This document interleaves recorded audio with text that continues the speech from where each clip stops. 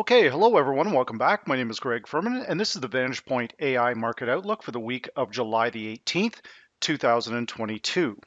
Now, to get started this week, we're going to begin with the US dollar index, but again, I'm going to try and assist traders in understanding these choppy, volatile markets.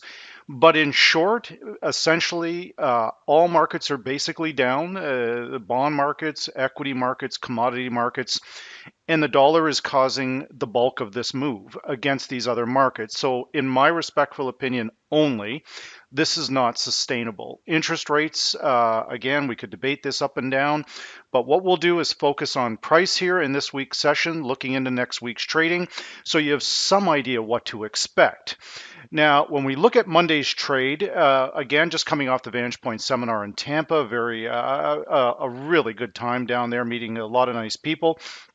We can see that again, the bulk of the dollar gains occurred in one or two of the trading days, both of which are reversal days, Monday and Thursday. You can see that price was not sustainable after either one of those days.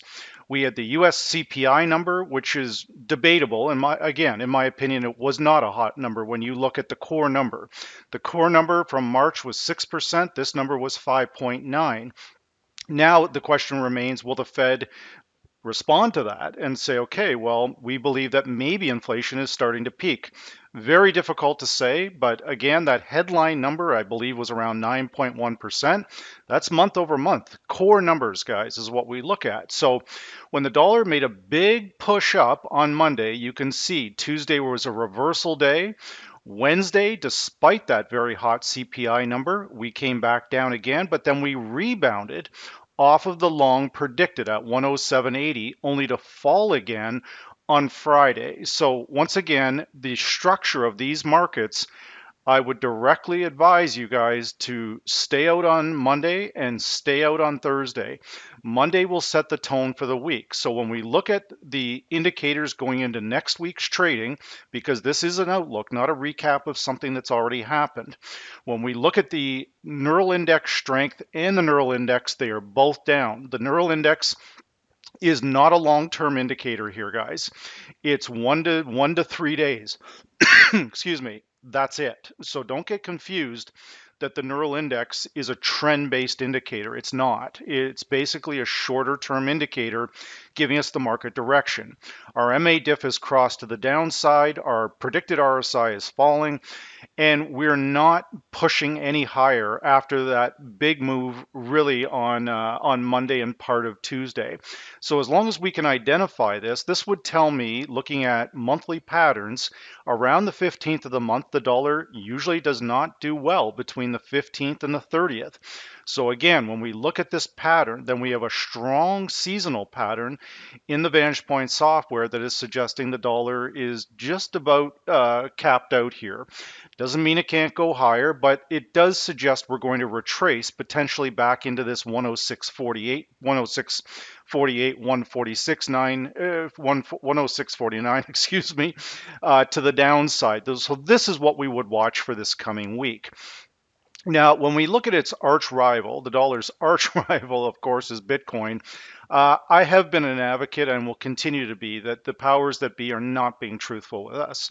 The fact of the matter is that if you bought the US dollar in 1982, you looked at your purchasing power today, you're 30% less, meaning the dollar itself is down 30%. Again, if we look at Bitcoin from its inception, you're still up thousands of percent here, guys. The annualized return, 230% annualized return. So if you would buy equities on a dip, why would you not buy Bitcoin on a dip? As I've stated also, there are several strong seasonal patterns coming up. One is starting at around the end of July, and then my favorite is this one over here from September to mid-October. So once again, if we look at the price structure from last year, Bitcoin started to make its move around July the 22nd. That is a strong seasonal pattern. That is all I will say. It doesn't mean it can't go down further.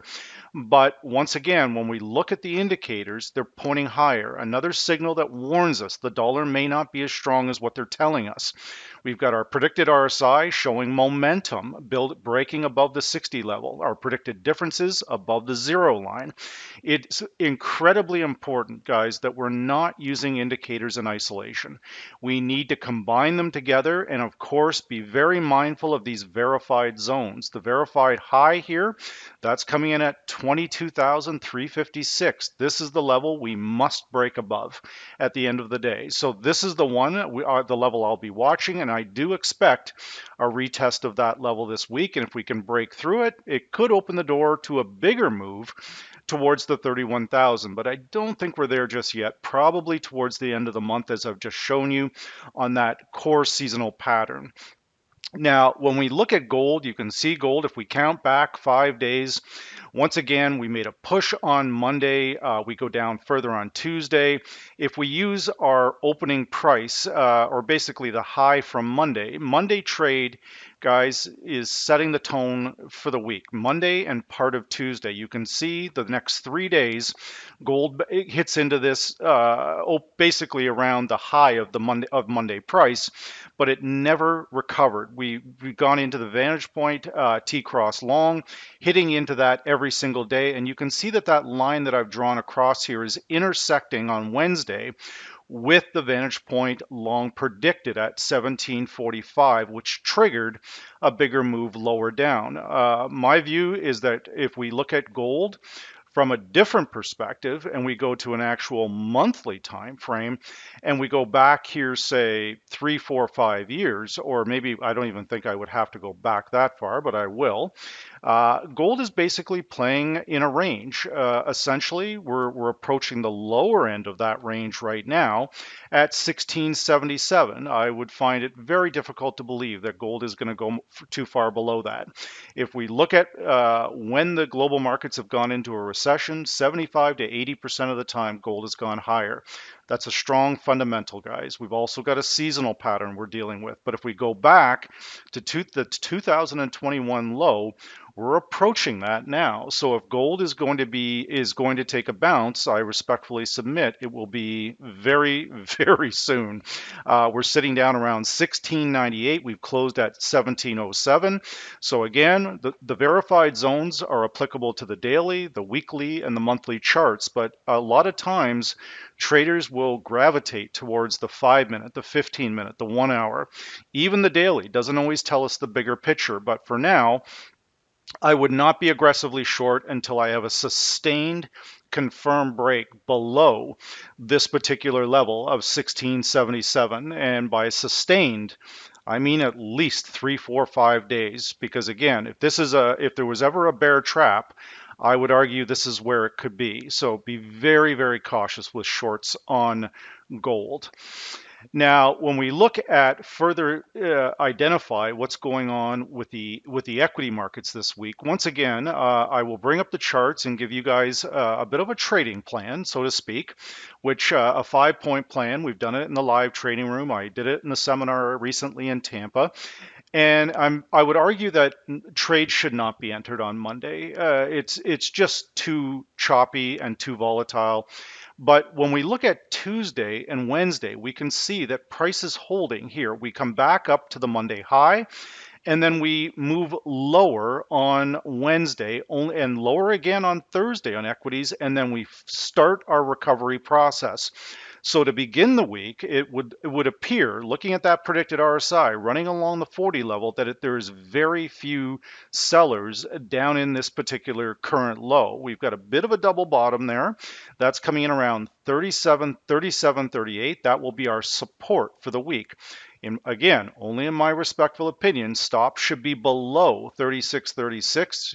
If you need to go to a micro contract, that's what I would recommend. But you've got to be very careful about getting chopped out if you're attempting longs. Now, again, with the dollar dictating all of these other markets, the equity markets, the inverse correlation between the dollar, stocks, all of these other markets, guys, any little hiccup in the dollar will send people running into stocks, into gold, into bonds. Well, I don't know about bonds, but that market's it's in rough shape to begin with. But there is a signal there based around these intermarkets that the dollar could be getting ready to finally move a bit lower. Now, again, when we look at oil from last week, you can see that I've drawn a line on Monday's bar to illustrate this. When we look at these moves, we come back up to the Monday high. On Wednesday, we have a bigger move. Let me make sure I'm counting that right. 1, 2, 3, 4, 5. Yes, I am. Sorry. So a big move down on Tuesday this week, and then we rebound on Wednesday. We take another big hit again on Thursday, only to recover on Friday. So once again, if you look at these, the bars on Thursday and the bars on Monday, these are days that you want to just stand down. You've got profit taking occurring on Thursday. You've got fake price on Monday. Be very, very cautious or eliminate it altogether under the current circumstances. Now, I would argue that this is not an extraordinary event with what's happening, that I've seen this Thursday reversal, Tuesday reversal for years. It's nothing new to me. It's been being amplified by what's actually going on in the market. Now, when we look at some of our main Forex pairs, once again, when we look structurally at the euro, it looks different than what they're telling us. So if we count back to the beginning of the week, and this is what you will do to start the new week, you will wait, let Monday, the Monday high and low, set the tone for the week, and then we start bringing in our indicators. So if I look at this closely, you can see the bulk of the euro losses occurred in one day, right? Then we had a little bit of a hiccup down here, but you can actually see this coming down, and believe it or not, longs actually did quite well. And this green bar here on Wednesday was the CPI number. I believe the bigger players are looking at that. They're focusing, as I am, on the core numbers. I'm not getting, it's like looking at the U3 number on the unemployment versus the U6. The U6 is the broader measure of unemployment. Well, so is the core CPI. The core went lower. That's a fact. It did not go above the 6%. It went to 5.9. So I believe that the bigger players are now watching this. We've got the ECB this week. There could be a surprise big hike coming from them, which would indirectly again support the euro. But right now, you can see that on Wednesday, we were losing all momentum. On Thursday, they started playing games with us, running stops, etc., only to recover again on Friday. But again, right now, the long predicted 1.0087, we must clear that level to get to the T-cross long, which is at 102.49. I believe we have a shot at that. Obviously, we have very few sellers on this pair below parity. Doesn't mean it can't go below that. Once again, the euro hit the 95 level many, many years ago. And there is reason. There's an argument that it could be going lower again. But my optimism on that remains heavily guarded based around the very, very crowded long dollar trade. So when we look at our predicted, our neural index strength, it's pointing higher. Our neural index is higher. MA diff cross, the predicted moving averages are advancing. The RSI is starting to show momentum building from heavily oversold. So it suggests, if nothing else, we could have a test of the 102 level. Now, with the US Swiss franc, once again, a very good barometer for the dollar index. We can see on Monday, once again, we make a big push up on Monday, and then we get all tangled up on the high from Monday. We pop above it on Thursday, only to slip right back down on Friday. So once again, this is pointing towards dollar buyers are starting to dry up here. We've got an MA diff crossing to the downside, pointing lower on this pair next week. The hike from the Swiss National Bank has leveled the field a little bit. It's still a carry trade buying this pair, and not as bad as dollar yen. That's the worst one. That's where the dollar is making the bulk of its gains against the dollar yen. But for now, what we would look at is to see if the T-cross long is going to hold next week. 97.36. Probably not the best place to be looking for a short. We need a sustained break. We could see buyers coming in at 97.36, and if that's the case, then you simply jump on the train. That's the easiest way to say it. But the bulk of the indicators, again, not using these indicators in isolation, combining them together, and then applying strong price action theories where, we could debate this all day long, guys, as to the dollar's strong, the dollar's weak, the euro's going below parity, yada, yada, yada. We can do all that. But price is telling us that that's not happening right now. There is no buyers on this pair up here after the Monday high, virtually none. We had a little, again, a little pop and then right back down on Friday, excuse me. So once again, I'll reiterate through this presentation, a strong warning that I've given to my own direct clients. Stay out Monday, stay out Thursday, unless you're a very long-term trader and you can absorb this volatility. But again, they're running stops on us on these days, or there's huge indecision in the markets right now. Now, when we look at the pound dollar, once again, potentially a place of value to sell US dollars, meaning buying the pound. So if we count this back and we look at once again, the low from, if I take the low from Monday, I had a slight extension on Tuesday down, and then you could see we're basically running out of sellers here. Now, there's a lot of chatter here, 116, 115 on the pound dollar. In my respectful opinion only, it's growth. The pound is grossly undervalued, and the U.S. dollar is grossly overvalued. So if we base it on that, then soon we would look for the pound to turn. But there's still political problems, and you've got Brexit issues, so there's no guarantee of that. The trend is primarily down. I would not disagree with that. But again, if we're in a period of known US dollar weakness mid-month, then again, we could see a pop and we'd be looking for a retracement back to the 120.27 level. If we fail there, we can dump out of longs. But if we get above it and we stay above it, then we could see a deeper corrective move higher is what I would be potentially looking for. Now, the dollar yen is certainly not one of my favorite pairs. I believe the dollar is grossly overvalued against this particular pair. When we look at, again, applying our high from Monday's trade, we look at this and say, okay, we've had 3 days. After Monday, we've got 2 good days of selling here. Well, actually just one on this one. This trade didn't, there was no short there on Wednesday. But then on Thursday, we popped above the weekly high range, only to lose those gains again on Friday. The indicators here on dollar yen are extremely mixed. The neural index is frustrated with this pair, as I am, as are many traders. The dollar yen at $1.40, $1.40, that is grossly overvalued, but it still continues to go higher. When this one turns and it starts moving lower, it's going to be very ugly. I don't know when that's going to be at the particular time. The carry trade, as long as the Fed is in the camp of hiking, then the carry trade is on full display in this particular pair, meaning the US hikes rates, Japan does not. The interest rate differential between the two countries continues to widen, and that equals dollar strength. But the other pairs, the Aussie, the New Zealand, maybe now even the euro, they're all, and Canada, the Canadian dollar, they're all hiking here, guys, which I'll talk about here in a second. But the dollar yen, be very cautious with this pair. Now, with the US Canada this past week, when we look at this once again, if you start your trading week by doing this, we've got 1, 2, 3, 4, 5. Then I put my line right there on the high of Monday, okay? And this is where we have to debate whether this is truly what it appears to be. So US Canada makes a big push to the upside in Monday trading, right? Then on Tuesday, we've got a reversal, down it goes. Then on Wednesday, we had a big move down off the exact same level. These are 3 days in a row with 3 shorts. Now, the Bank of Canada hiked 1 full percent. They could be getting out ahead of the US Fed. But the fact of the matter is that had no bearing on price.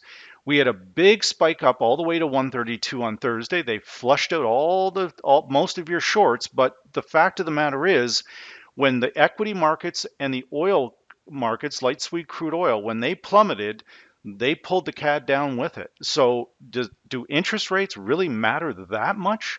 The answer would be no. The intermarket correlations, when the S&P sold off, oil sold off, the Canadian dollar immediately tanked. But you can see where we tanked, right on the T-cross long. This is the sticking point for next week. 129.58. You can see that all of those gains where it pushed the US Canadian pair up when oil and stocks recovered on Friday, US Canada fell back within the overall range between 130.80 and the lower end of this particular, the bottom we have in this range right now is coming in about 128.37. This is the range we're still dealing with. The indicators here, again, grossly mixed here.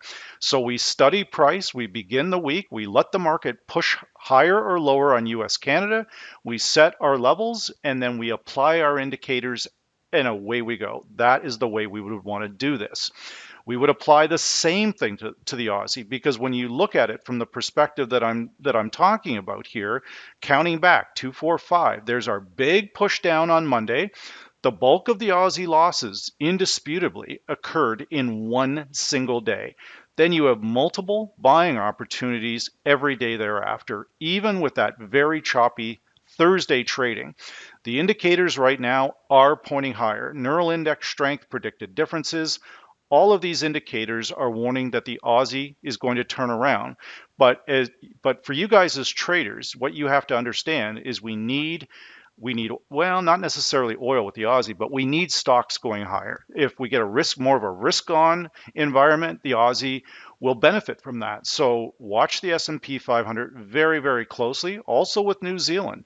If I take the New Zealand currency and I simply apply this, you can see the bulk of the losses occurred on Monday, and then we flatline the rest of the week. But when you identify that low price, and only then do we start applying the indicators, because we need to study price here with these markets. They are trying to, they're throwing everything but the kitchen sink at you guys to fake you out on everything. Bull trap, bear trap, we're getting caught in them. Just remember the 2 days where you're going to avoid will be Monday and Thursday, because again, if it's not a true price, then it's very difficult to predict it. If you have panic in the market, getting out of positions, trying to get into positions, it's creating this volatility. But I would argue, indisputable, the people that are really causing this volatility are the Fed, all the central banks. If they simply butt out of this, then supply and demand will take over. But until I do not expect that to happen in my lifetime,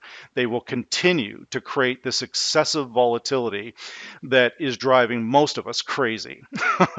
So with that said, this is the Vantage Point AI Market Outlook for the week of July the 18th, 2020.